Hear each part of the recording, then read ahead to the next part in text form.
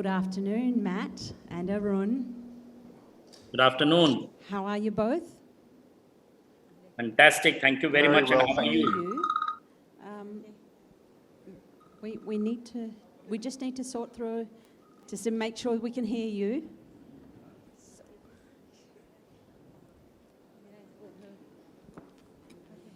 We got the sound, please. Okay, so Matt, can you do a sound test and turn on your microphone, please? Sure, mic's on. Can you hear me okay? Yes, Matthew, how delightful to have you here in Hanoi. And it's an absolute pleasure to welcome you to Swinburne Vietnam's inaugural conference on exploring boundaries of global citizenship education. Arun Patil, we finally tracked you down. Oh, Marisha, how are you? Oh, I Good was to about see to... you. Good. Gaman achen? Or maybe you don't speak Bengali. Namaste. Namaskar. That you know. Acha. Arun, so lovely to see you, and we thank you for being here at our conference here in Hanoi.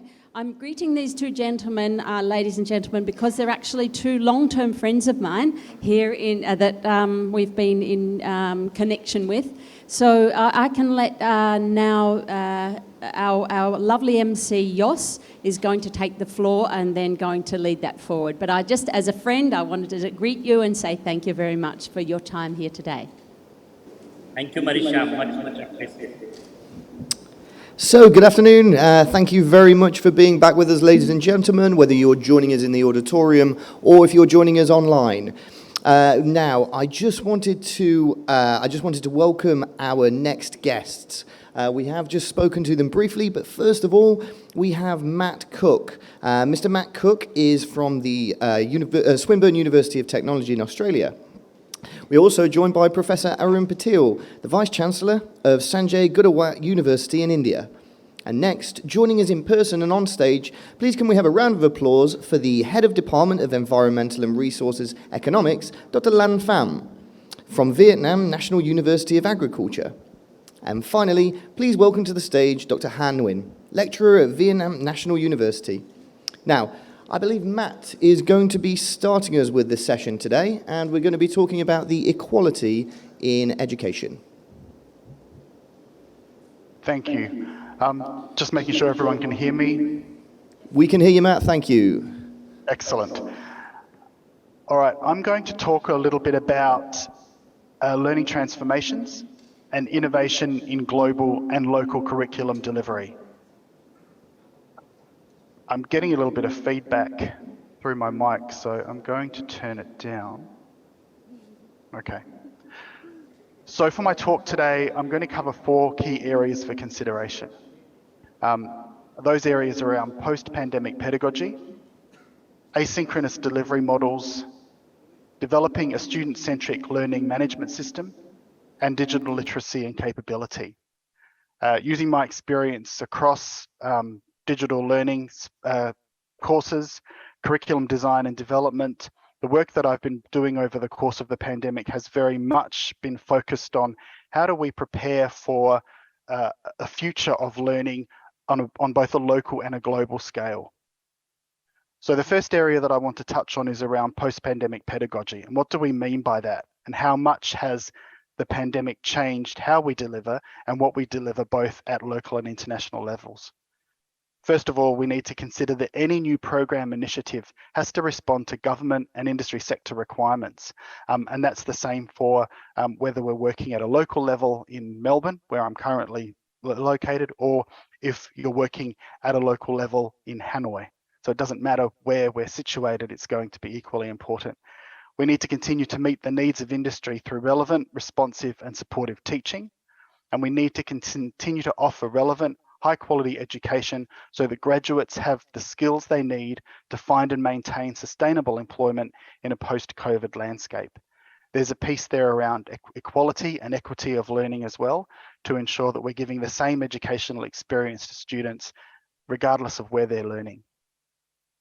We also need to think about enabling and encouraging innovative new models and emerging areas of study, that have come out of the pandemic, but that were also in development prior to the pandemic, ensuring that the system is open to new and innovative ideas, that delivery areas are able to experiment so that any digital model delivers the best possible outcomes, in my case, for Swinburne University. So very much connected to the project that I'm currently working on at Swinburne University in Melbourne. Global education offers students an opportunity to engage in new ways of interacting with course content and assessment that they've never been able to do before. Our students have become digitally literate in learning through Zoom, through Teams, through other socialization methodologies that we need to be thinking about in our learning and teaching into the future. But we also need to think about course content and assessment requirements and think about modes of delivery that are flexible, adaptable, and agile. So the idea of that I'll touch on in a moment around asynchronous delivery is very much part of this discussion. Within Swinburne University, new higher education and VET program pedagogies, and by VET I mean vocational education and training, so applied learning, should meet the contemporary workplace demands of industries that enable immediate transition into working environments. So thinking about that step from students from the classroom to the workspace. Consider the breadth of offerings across the university and develop a model for delivery that considers course and program regulations and requirements that is aligned both with policies and procedures, but also with government requirements, local governments, councils, and students transitioning from secondary school into tertiary college. And finally, it needs to provide scope for students to develop 21st century skills for transitioning to the workplace. And by 21st century skills, I mean the ability to be able to socialize, to present, to work with colleagues, the things that they learn as part of their educational journey. This is built around a series of core values that's extrapolated from convergence, professional learning, and soft skills. So we're thinking of, as I mentioned, about soft skills, generic skills, industry-focused, collaborative, student-driven. We teach our students hard skills, technology, technological proficiency, vocational, process, production. We think about practice, so specificity, staircasing, convergence across disciplines, industries, communities, and research, and combine that with discipline expertise and collaboration.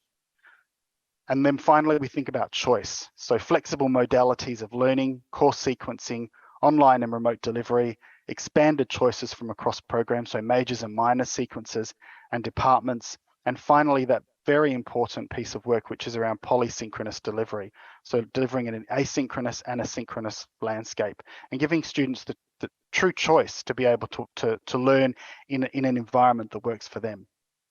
Moving on to asynchronous delivery models, thinking about a review of current program offerings, implementation of high flex and blended learning models, and an introduction of truly remote, synchronous and asynchronous delivery. And there's a whole piece of work that needs to happen around that. A focus on equity for students learning via asynchronous and face-to-face delivery. So students in the classroom learning at the same time as students online, and students online learning at times that suit them. Curriculum delivery that considers strengths of polysynchronous models, not force fit one model into another and vice versa. And to redevelop content to ensure value for global delivery.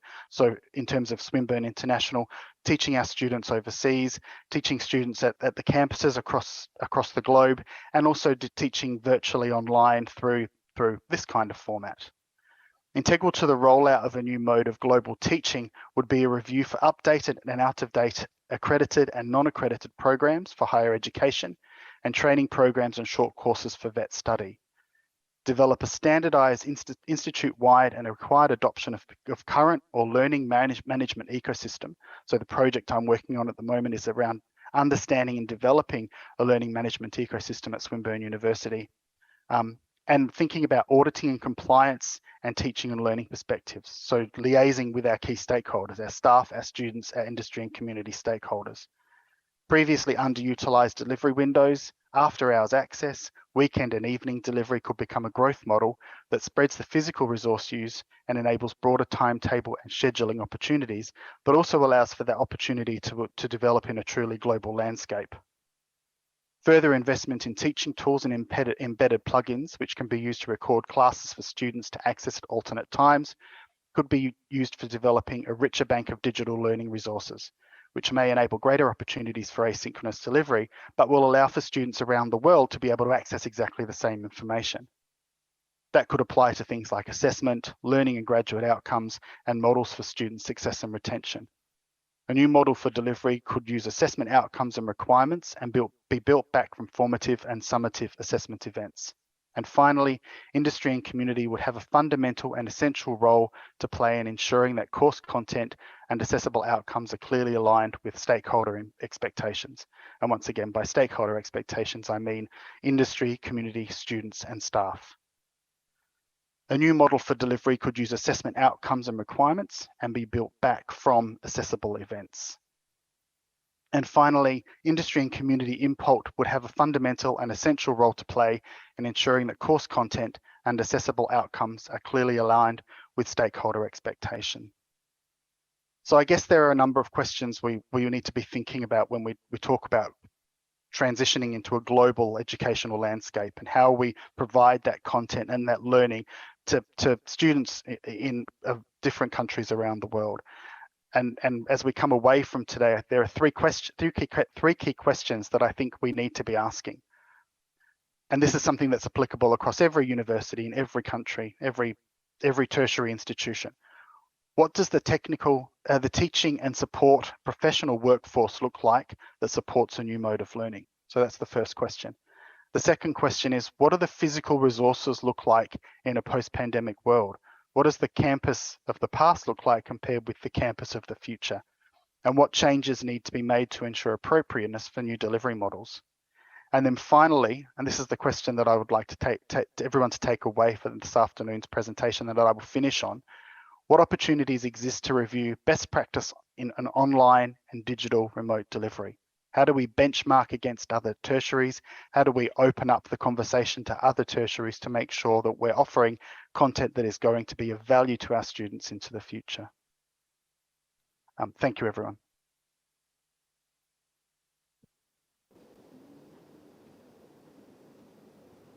Very much, Matt. That was very interesting. I would now like to pass it over to Professor Arun Patil, if you would like to continue for us there. Thank you very much. Thank you, and thank you, Matt, for covering some of the areas which I'm going to cover. Can you hear me now? We can hear you. Yes, thank you. Thank you. Yes. So based on my experience, my past 21 years of experience in Australia, working in global education settings, and currently in India, working at the position of Vice Chancellor, I have few things, from Indian perspective, from students' point of view, from other stakeholders' point of view. I would like to just put those points for all to consider, to reflect on, and think about. So first thing for all the audience which are not from Indian background, Marisha could know these, but national education policy is recently being implemented in India. So it's called NEP 2020, but it's now being implemented. And I would say from what I have experienced so far, it is nothing but what we are doing in the Western world. Already we are doing those things, but it has now come through national education policy. Even India has gone to now develop something like National Qualification Framework, NQF, for various degrees, diplomas, and postgrad programs, which is something new. Now, the big impact on Indian higher education at this stage is digital disruption, okay, and digital disruption on learning. Of course, that has impact elsewhere also, everywhere, globally. But as you know that, if you look at average teenagers in India, how technology savvy they are. And that is why it is very challenging, and it has completely put lot of pressure, a lot of new concerns, new horizon on higher education systems. Other important thing, assessments, and many of the universities right now, they're focusing on how assessments will really focus on measuring learning outcomes. As you know that, the emphasis, like many other educational systems, emphasis was on summative assessment, which is final standard examination, which has been now changed, which is changing drastically in many institutions, and government UGC is pushing for that as well. Okay, and irrespective of pandemic situation, irrespective of online learning, student engagement, which is a key factor. I just wanted to let you know, everybody in India, and Marisha would agree with me, students would like to interact face-to-face. Okay, they would like to come into the classrooms, they would like to come into labs, they would like to do some peer learning and interaction with facilitators and so on. Okay, so although there was, we all were pushed to do online learning, online delivery, but I would rather personally say that how much engagement, student engagement, we really focused on. Okay, what was that really fruitful, in terms of student engagement when it comes to online delivery? Okay, that is completely different thing, which we can talk about that, for a whole day. Nowadays, what I'm also doing in my university and many universities focusing around the world for active learning. So promotion of active learning. It's not just boring classroom learning, but it's more active learning where students are actively engaged in the learning. And what are the ways, whether it is a small class, whether it is a large class, so how active learning can be promoted rigorously. Okay, that is the thing. From Indian perspective, it is exponential growth of higher education. Number wise, huge. You talk about any program, you talk about numbers, it's a huge number. Okay, so that is why, it's a good thing for all higher education, providers, institutions, including government as well as private institutions, that good students are there. And there's a major chunk of youth population in India. And that is why, there's a great potential for universities, but universities will sustain only if they show some sort of, quality. There are many parameters of quality, which Matt already mentioned, which I also wanted to mention. So employability, when it comes to, again, some of the technological, some of the professional programs, the skill which is really required by universities, which is very much we all are, working with, which all are struggling to, I believe. And we are talking about the skills, or we are teaching the skills which may not exist, after 2 years. So we don't know what is the future like. Okay, so businesses don't know how their businesses will go. So when we design or when we devise our skill set for a particular program, it is a challenge for all of us. Okay, being educationalists, how we can do, but we have to do that, and students need to really somehow identify, somehow work with their transcripts, what they did in high schools, what they did in secondary schools, what are their profiles like, and what their overall transcript looks like, and then what programs they're really attracted for, and how they can engage in their learning in higher education, and so that make their career. Okay, so that is also very, very important for us. So employability skills, I always say that industries are always talking about, we are not getting enough graduates with adequate skills, and universities are always thinking that yes, we are trying to match those skills required by industry 4.0 and industry even 5.0 and beyond. Okay, so as industry is transforming rapidly with greater pace, we have to really cope up with that, and universities, we need to ensure that will happen, and that's why strong industry engagement is very, very important.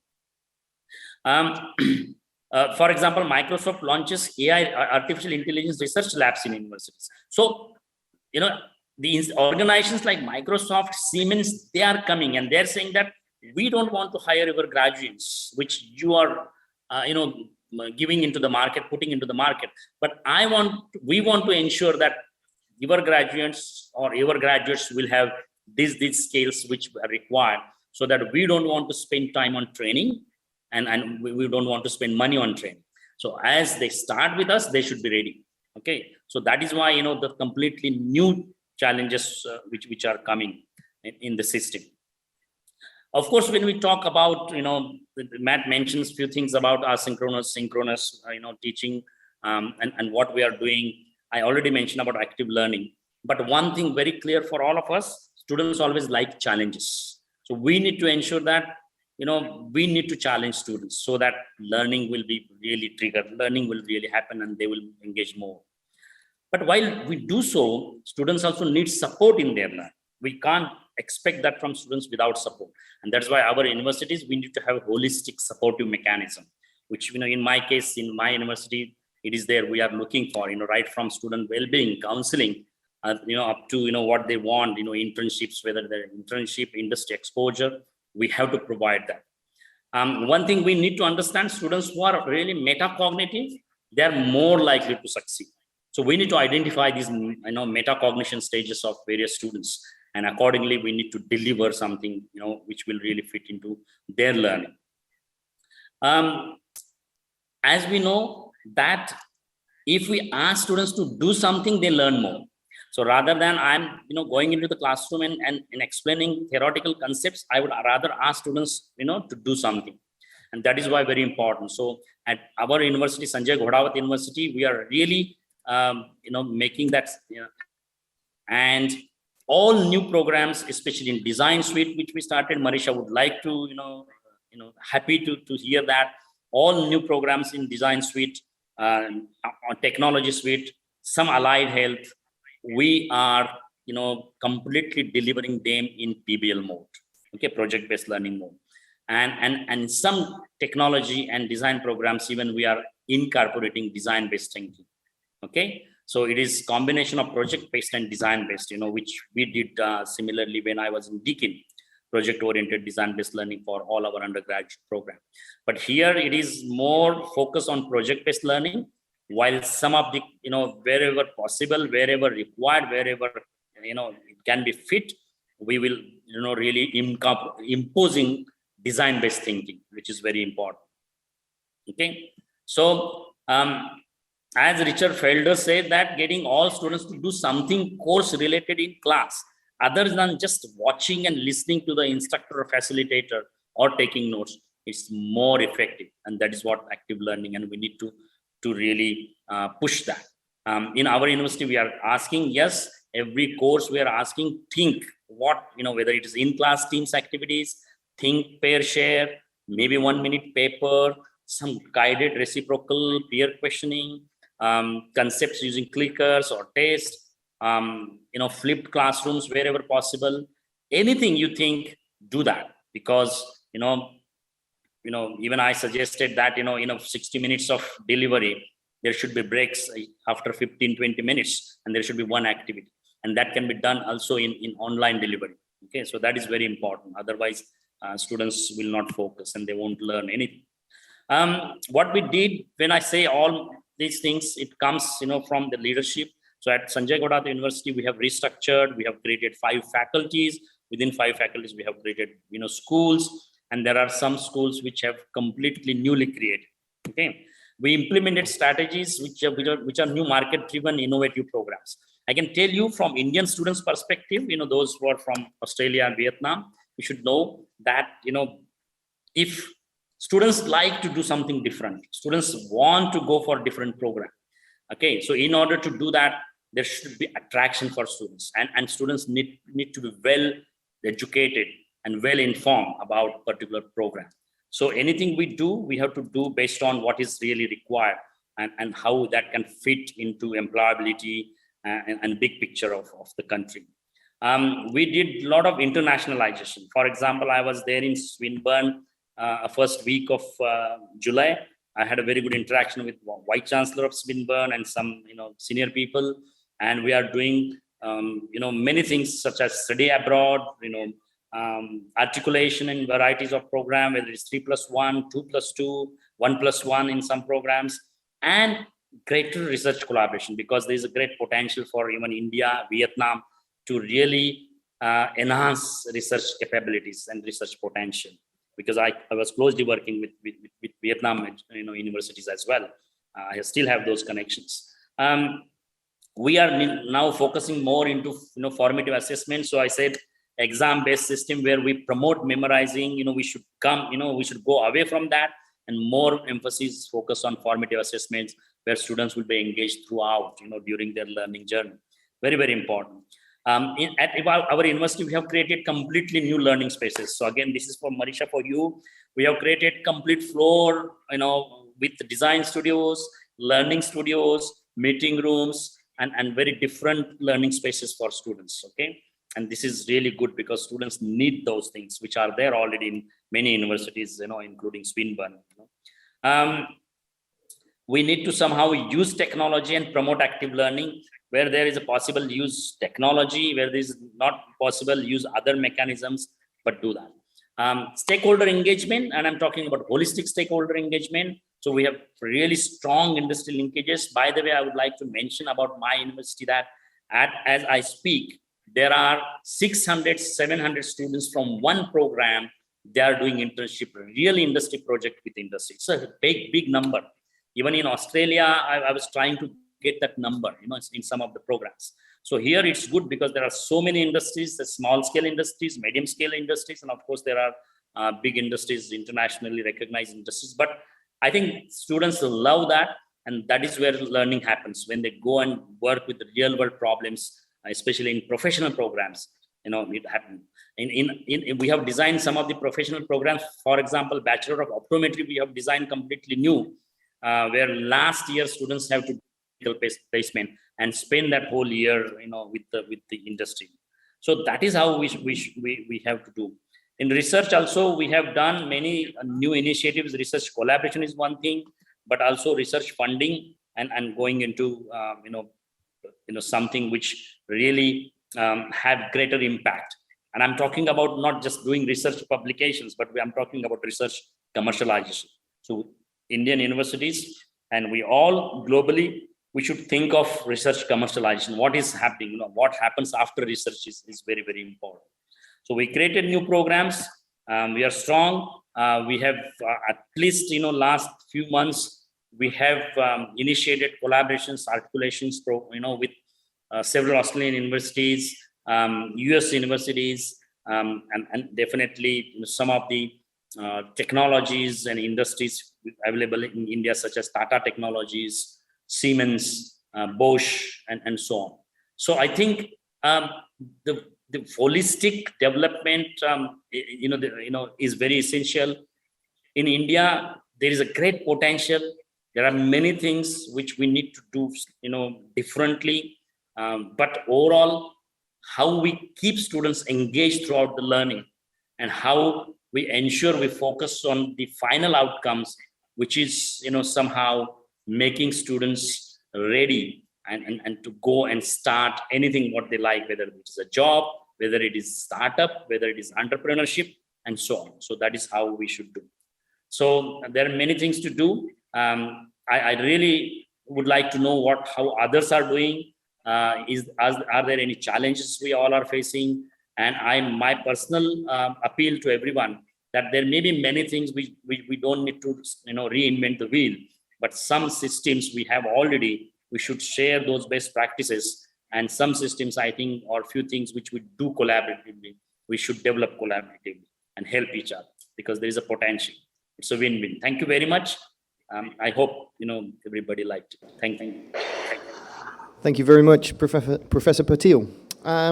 There were some fantastic words that you said, I think it's a really good thing to spark some debate about anyway. Now, I wondered if I could pass this over to our two guests that we have on stage with us.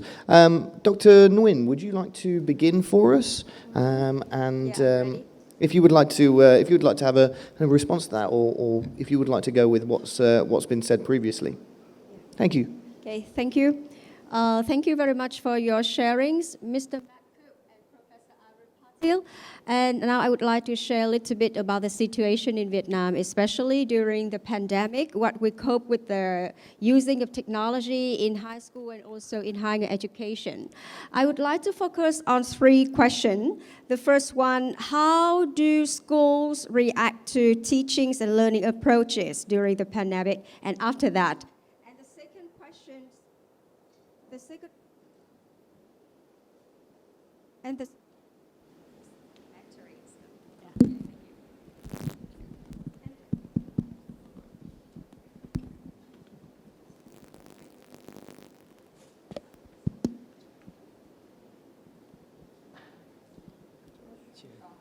Okay, yeah.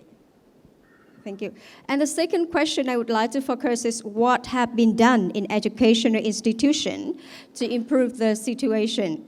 And the last question is how is teacher satisfaction to the current approach at the institutions, and what have lecturers and teachers done to improve the situation. And actually, I have the survey, and within only 30 schools and around 5 higher education institutions. And with the result here, they often use Microsoft Teams, Skype, Zoom meeting, and Google Meet. With some school of the K-12 level, they really love Google Meet because it is very easy and it is feasible for small and youngster to use this.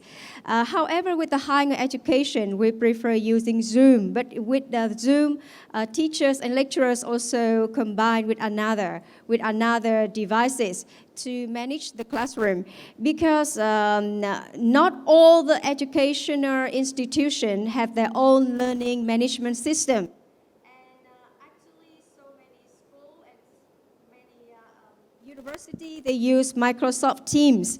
And for my case, Microsoft Teams is considered to be the learning management system for myself, because I can manage my students when they attend the class, and also the activities when it is not the class hour. They can organize the classroom and group work in different channels, and also I can manage their assignments, and we can guarantee the time management when they submit their assignment. And with the artificial intelligence of Microsoft Teams, it can keep us like a fair teachers, because it can record all the time. And with the second questions on how do school, what have been done to educational institution. Just like some areas in the center of Vietnam, just like in Đắk Nông, Quảng Nam, Bạc Liêu, the teaching learning process is right on schedule off-site. Okay, and with almost the state-owned primary school in Vietnam carry online final exams, and it takes a lot of time and energy for both the teachers and the parents as well to manage that, because the children cannot manage their online devices in a good way. And also it is because of the quality of the broadband, of the Wi-Fi, so it can affect a lot to the quality of the teachings and learning. And thanks to the help from many organizations, just like Microsoft in Education, they have some campaigns to help teachers to use Office 365, so that can solve the problem as well.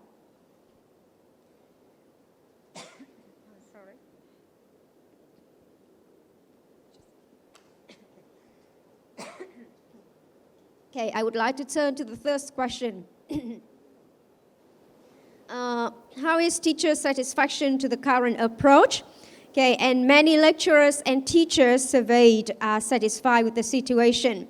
And they carry a lot of strategies to sustain teachings and learning process.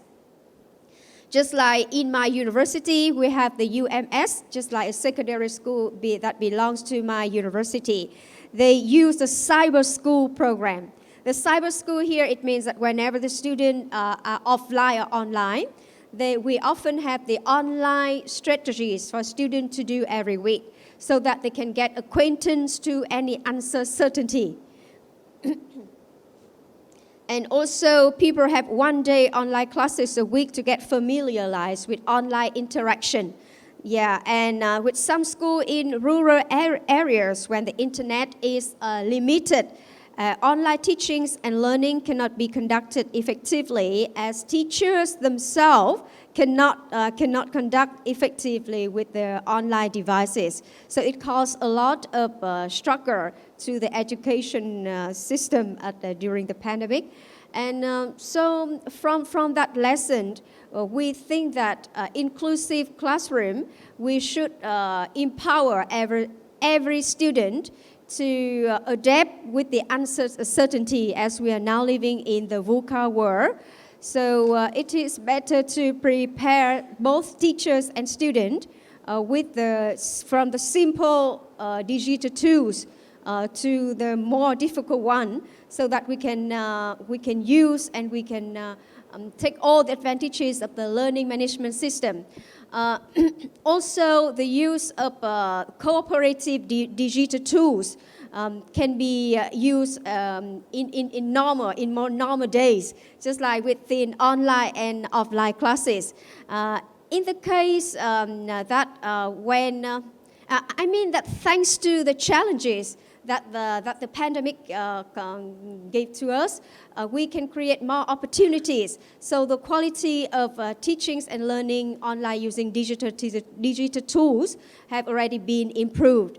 And even we are carrying out the classroom on site, we still can manage the student to submit and also can do some online session at home. So that is called some blended learning to make the quality of teaching and learning better. Thank you. Thank you very much.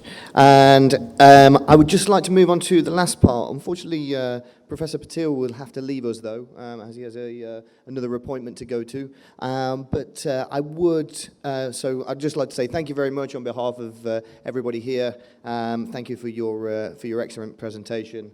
And we very much appreciate it. Thank you for joining us, Dr. Patil, or Professor Patil. I would just now like to move over finally to Dr. Pham, if you would like to conduct your presentation. Thank you very much. Yeah, thanks, York. Yeah, we already listened to Dr. Cook about the digital learning and Professor Patil about the how to change from normal teachings to outcome-based educations, and also Ms. Han Nguyen about the online learning system. I would like to draw your attention to our topic today, I think, about the equality in education. So three of you already mentioned about applying the technologies and also online system to educations. I would like to share my experience. So I work in the University of Agriculture. So most of our students come from rural area, and also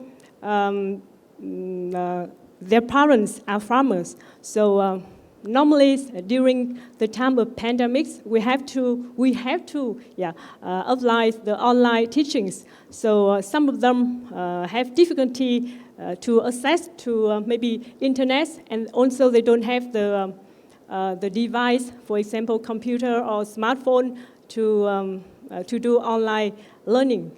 So for them, it's very difficulty. So when we talk about the global citizenship, so maybe the people from rural area and also from remote areas should be the group that we need to support. So Dr. Patil already said that university have a support system to them, so that they can access to our model learning today.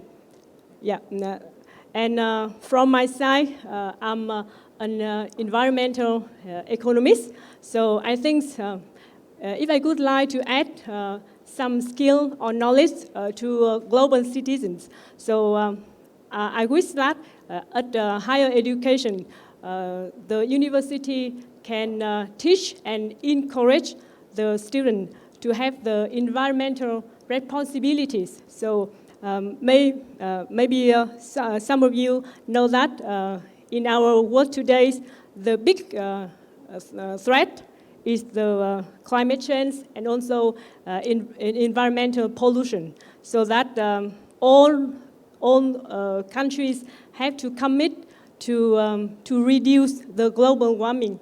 So that not the countries, but I think all stakeholders, like we as the consumer, or we as a citizen, we have to show our environmental responsibility. Yeah. Thank you.